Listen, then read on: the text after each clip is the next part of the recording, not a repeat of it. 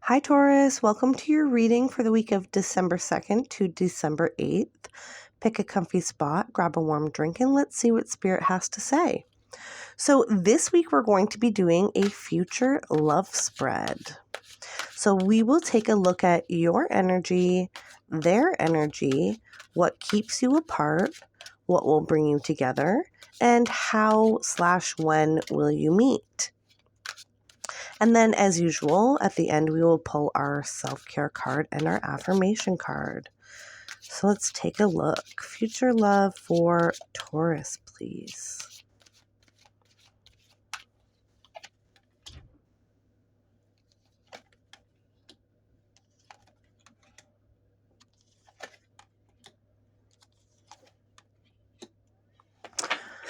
Interesting. Okay, so your energy. You have the attachment card. Let's pull some tarot and see if we can get some more information on that.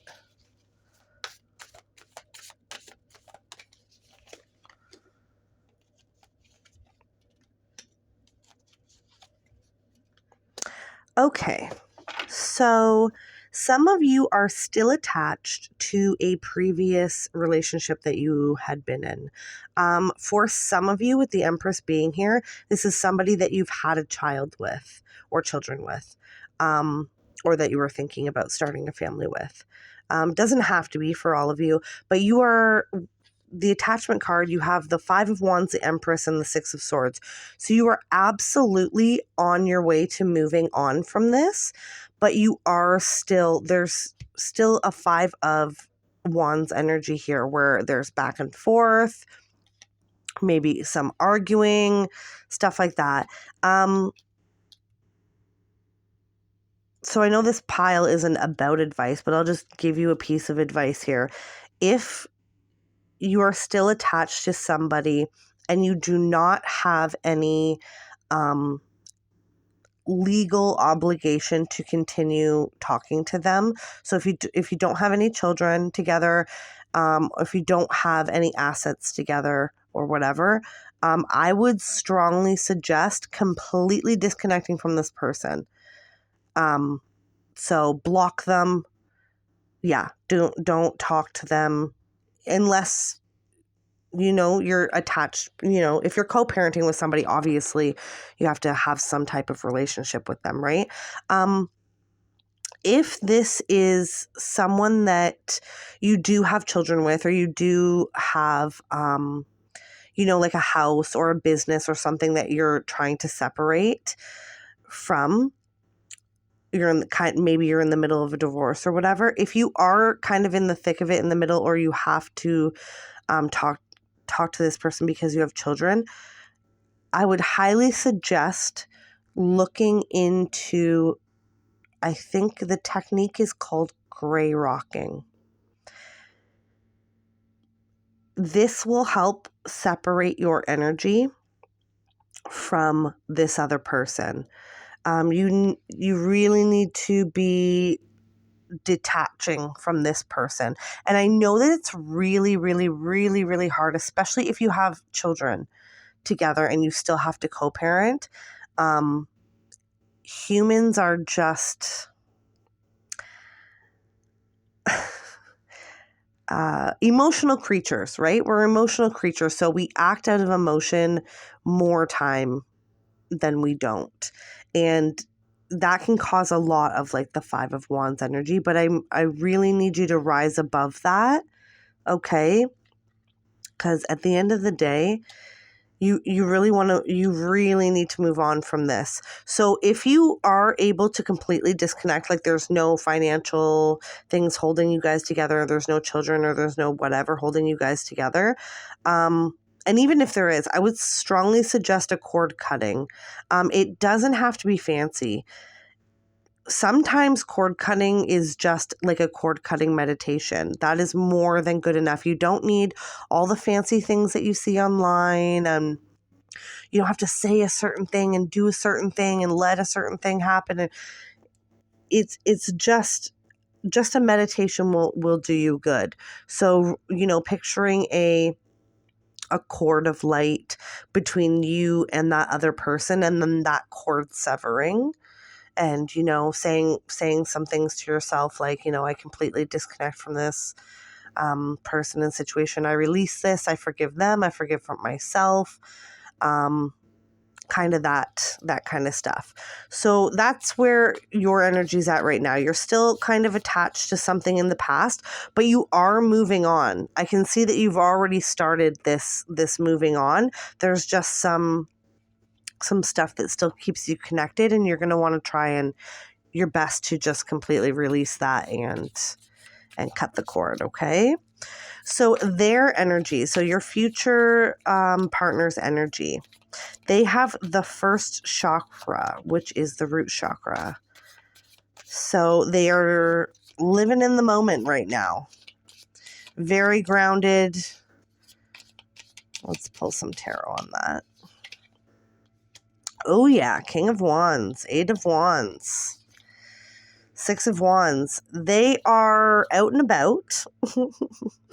They are probably dating right now. And they're probably completely happy with where they're at. I think that this person, like at some point, we've all been in some kind of relationship, right? So I think this person has kind of like they overcame whatever they had to leave behind. And they have like completely moved on to a different phase in their life where they're not looking for anything serious. They're just, looking to see what's out there and have fun and live their best life and things like that. But, once you find your person, it doesn't really matter what phase of your life you're in. Like once you find your person, and that's just it. So I wouldn't be discouraged by the fact that this person is like out having fun and doing whatever, and you still, have some cords to cut. I wouldn't be worried about that at all. There's nothing to be worried about, because when you guys find each other, you find each other, and that's just it. It doesn't matter, which phase you're in. Doesn't matter if they're not looking for anything serious. If they, once you find your person, you find your person. That's just that. So next is what keeps you apart. You have second chakra. Okay, let's see. Let's pull some tarot on that. That's what keeps you apart. Yes. Ace of Cups, 5 of Swords, 5 of Pentacles. Okay, so what keeps you apart, and now I believe that this is on your side, is a lack of self-love, is a lack of self-worth, and truly believing that you deserve, a relationship for your highest good. So, first of all, I'm sending you a huge hug, because I think most of us have been there before, where we realize that we haven't been the kindest to ourselves. And because we have been in toxic situations before, somewhere deep down, you kind of feel like you deserve that, and it feels familiar to you.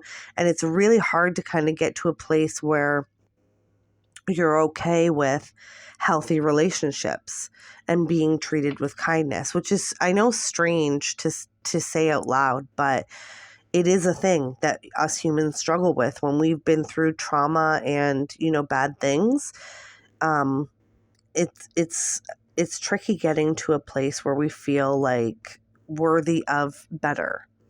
So there's a little bit of that going on, and that's what's keeping you apart right now. So while you're doing this cord cutting, I want you to also focus on some self-worth stuff. So affirmations about, how you deserve, love and abundance in the highest forms, and that you are worthy of love.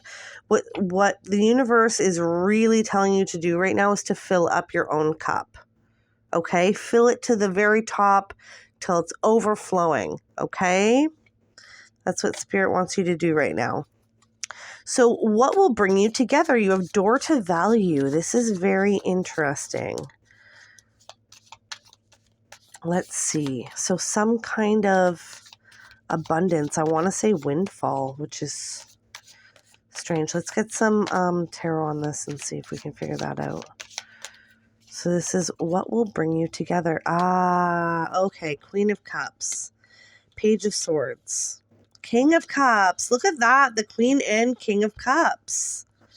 Oh my goodness. That's absolutely beautiful. Look at those two together. Oh, trying to get the glare off of it. That's beautiful energy. Okay, so this is what will bring you together. What will bring you together is once you've done some work with the self-worth and the self-love stuff, there's some kind of new idea here. There's some kind of new idea that has to do with how you value yourself. And that is what's able to open up the door to you to coming into each other's energetic, like fields, right? Because sometimes I find people are in each other's energetic field for a little bit before they actually run into each other. So like most people will never like find this out, because they don't know like where the other person's at or whatever time of the day, right? But sometimes you'll find that it's like they live close to you and you go to the same grocery store and it's like your paths must have crossed a dozen times and you just never met each other kind of thing. Yeah, it's really once you start to value yourself that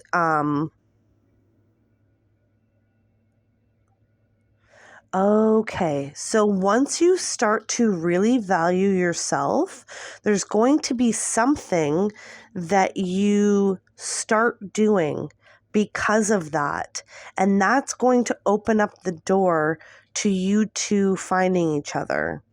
And now I'm not too sure what that thing is. Maybe that's like working out. Maybe, through, filling your own cup, focusing on self-love and self-worth. Maybe you start working out. You start going to a gym and maybe that's where you meet each other, or you meet each other on the way to or from or something like that. That's really interesting. Or this is the thing that will open up the door to where you guys will find each other. That's super interesting. So last one is how/when will you meet each other? And you have woman holding a heart. So whether you're a male or a female or anything in between or whatever, I feel like in this reading, you are represented by the feminine energy and they are represented by the masculine energy.